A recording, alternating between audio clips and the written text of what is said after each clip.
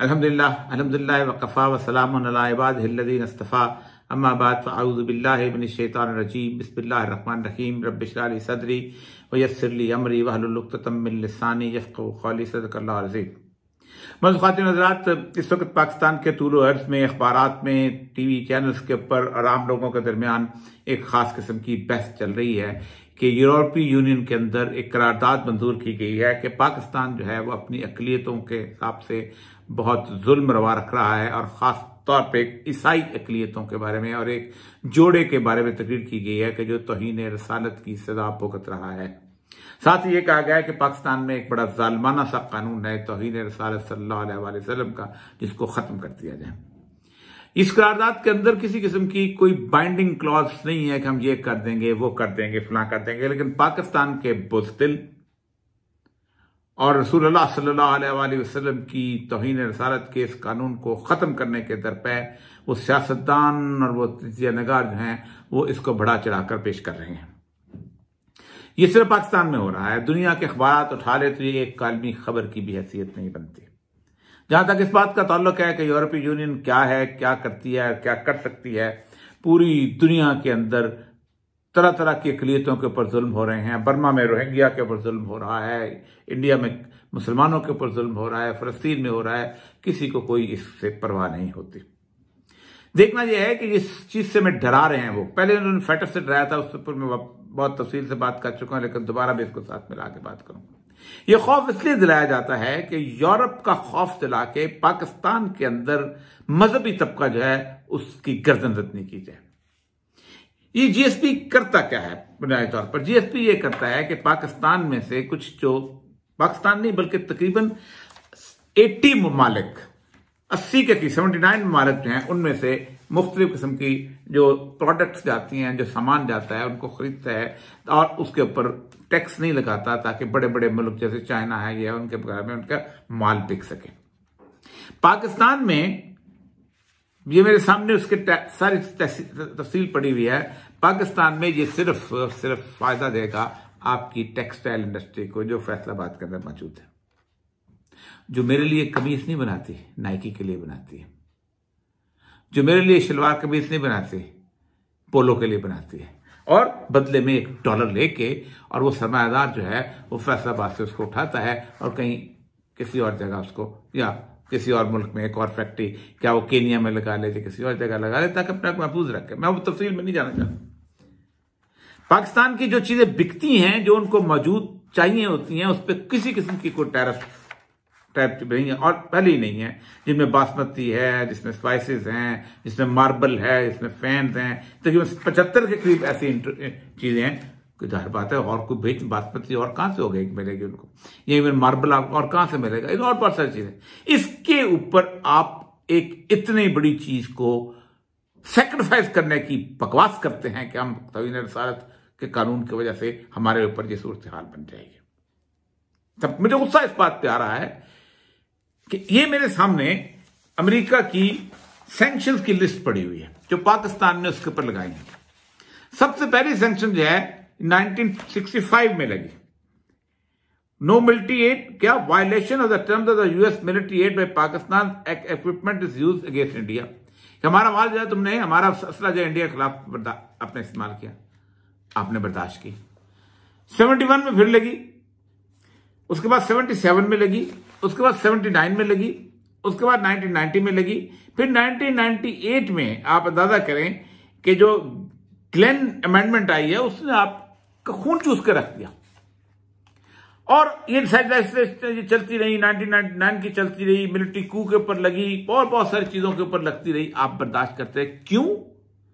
इसलिए कि आपने इंडिया से दुश्मनी की और आपने लड़ाई लड़नी थी, बहुत अच्छा की।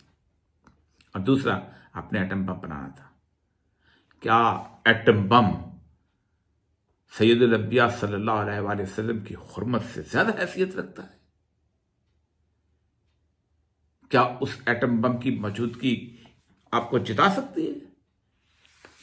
एटम बम तो अमेरिका के पास जो है इतने ज्यादा, अफगानिस्तान में कुत्ते की तरह आ रहा है। एटम बम तो रूस के पास 28,000 थे, जो सफा हस्ती से पूरे के पूरी कम्युनिज्म खत्म हो गई। मुझे सिर्फ आज आपने मुझे कभी इस तरह की सूरत में देखा होगा क्योंकि बुनियादी तौर पर मजाक बना दिया रसूलुल्लाह सल्लल्लाहु अलैहि वसल्लम की हुर्मत को इस मुल्क के अंदर। अब इस मुल्क की मिसाल दूंगा कि जो अल्लाह को नहीं मानते लेकिन उनके यहां एक निजाम चलता है और वो है नॉर्थ कोरिया। नॉर्थ कोरिया जो है वो एंटी वेस्ट भी है और एंटी इंपीरियलिज्म भी है और एंटी कैपिटलिज्म भी है। छोटा सा मुल्क है, कोई ऐसा जिससे कहते हैं कि ज्यादा जैसे आप समझते हैं कि माशी लिहाज से मुस्तहकम भी हो, कुछ वो नहीं है। उन्होंने कहा हम अपनी एक जिंदगी गुजारना चाहते हैं और हमारे सामने हमारा मुस्तकबिल है, हम समझते हैं हम जो करना चाहते हैं हम करें, हम मिसाइल बनाएं, हम उसके साथ एटम बम बनाएं, कुछ बनाएं, हमारी मर्जी है, तुम कौन होते हो हमें रोकने वाले। 58 से जिस दिन उन्होंने पहली दफा साउथ कोरिया के ऊपर हमला किया था, 58 से उसके ऊपर मुख्तलिफ किस्म की सैंक्शंस लगी चली आ रही है, मुख्तलिफ किस्म। ये मैं वो लिस्ट आपको हैरान होंगे, आप बताऊं तो आप हैरान, दुनिया की कोई ऐसी सैंक्शन नहीं है, यूनाइटेड नेशन ने सैंक्शन लगाई है उस मुल्क के ऊपर, लेकिन मजाल है कि उनके पाए इस्तकलाल में लफ्ज चाहिए एक घंटे के लिए। और इस वक्त ये जो गार्जियन की रिपोर्ट मेरे सामने पड़ी हुई है कि प्योंगयांग जो है इस वक्त दुनिया के जदीद तरीन शहरों में से एक शहर है। और वो निकालेंगे जो गुर्बत गांव में गुर्बत फला जगह गुर्बत होती है, ये वाशिंगटन डीसी के अंदर गुर्बत है। 25 लाख बेघर लोग हैं दुनिया की सुपर पावर में। मैंने खुद शिकागो के अंदर -24 के अंदर एक बेचारे स्याफाम शख्स को रेडी के ऊपर अपना सामान डाल के हुए जाते हुए देखा है और इंतजार कर रहा था कि आप शर्ट का दरवाजा खुले, मैं रात को शेल्टर के अंदर हो जाऊं, चला जाऊं, रात गुजार के सुबह बाहर आ जाऊं। 20 लाख लोग। गुर्बत कहां नहीं है?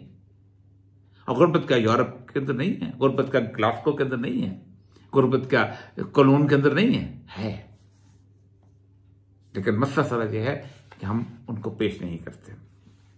ये जनरल सिस्टम ऑफ प्रेफरेंसेस जिसको कहा जाता है, ये जनरल सिस्टम ऑफ प्रेफरेंसेस जो है ये भी अब तो इसलिए इनफेक्टिव हो चुका हुआ है कि पाकिस्तान की इस टेक्सटाइल की प्रोडक्ट्स को खरीदे बगैर चारा ही कोई नहीं, क्योंकि 2 बड़े मुल्क थे जो उनको सप्लाई करते थे, एक इंडिया और एक बांग्लादेश। दोनों जो है कोरोना की वजह से अपनी टेक्सटाइल नहीं बेच रहे, पाकिस्तान की टेक्सटाइल भूमि पे चले गए, जो खान साहब कहते हैं। ये तसव्वुर, ये डिस्कशन जिन अखबारों में हो रही है, वो डिस्कशन जो है इस मुल्क के अंदर दबा नहीं होनी चाहिए। वो डिस्कशन तौहीन रसालत के ज़ुमरे में आती है। हमने सोचा कैसे कि 2-2.5 हजार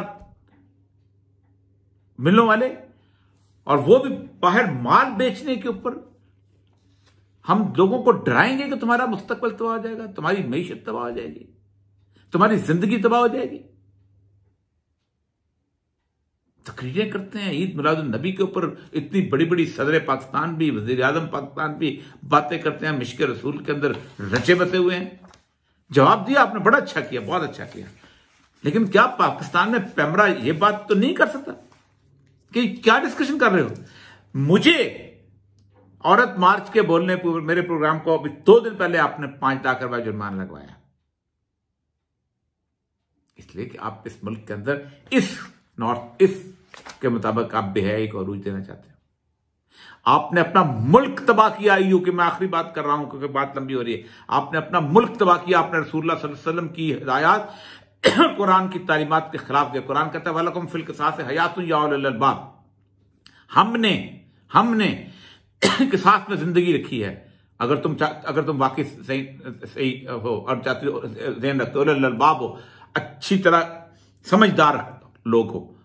आपने 20 साल इस यूरोपियन यूनियन के कहने के ऊपर चंद शर्टें बेचने के लिए, 2 जूते बेचने के लिए, 5 बिस्तरों की चादरें बेचने के लिए आपने 8500 के करीब वो मुजरम मेहमानों की तरह, दामादों की तरह उसमें जेलों में पाले कि जिनको फांसी की सजा हो गई थी, क्योंकि यूरोपीय यूनियन कहती है अगर तुम फांसी सजा दोगे तो हम तुम्हारा जीएसटी रेट खत्म कर देंगे। हुआ क्या? 800 वो लोग थे कि जो दहशतगर्द जिन कोर्टों से सजा में थे, आपके यहां एपीएस हुआ, आपकी चीखें निकल गई। फिर आपको पता चला कि जो अल्लाह उसके रसूल कहते थे कि वलकुम फिल क़िसास हयातुन या उलिल अलबाब, फिर आपने फांसियां देनी शुरू की, और वो भी अपने अदालती निज़ाम से नहीं दिलाई, आपने फौज के जरिए दिलाई, ताकि कहीं हमारे यहां गैरत नजर ना आ जाए दुनिया के अंदर। याद रखिए, ये मुल्क सैयदुल अंबिया सल्लल्लाहु अलैहि वसल्लम की जूतियों का सदका है। ये मुल्क 235 ममालिक के अंदर इस्लाम के नाम की गैरत की अलामत है। कोई मुल्क ये दावा नहीं कर सकता, कोई मुल्क ये दावा नहीं कर सकता कि उसकी बुनियाद ला इलाहा इल्लल्लाह पे रखी गई थी। इराक इराकियों का है, शामियों का है, मिस्र मिस्रियों का है, ईरान ईरानियों का है, सऊदी अरब जहां मक्का मदीना है वो भी सऊदी सल्तनत है, सऊदी जो कबीला है उसकी सल्तनत है, क्योंकि उसकी बुनियाद जो है उसको बनाते हुए कतई ये नहीं सोचा गया था कि ये मुल्क जो है ये किस लिए बना रहे हैं, खासतौर पर इस्लाम के लिए। ये नहीं, मैंने सोच समझ कर ये मुल्क बनाया था। मैंने कहा था मैं हुसैन बख्श उन्नड़ हूं और ये गुरदनदास उन्नड़ है। मैंने कहा था मैं नजीर हुसैन चट्ठा हूं और ये करम सिंह चट्ठा है। हम तारा दादा एक था, हमारे बाप दादा की कब्रें एक तरह की थी, हमारे बाप दादा एक तरह का मजहब पे अमल करते थे, हम भंगड़ा एक तरह का डालते हैं, हम हीर एक तरह की गाते हैं, हम साग एक तरह का खाते हैं।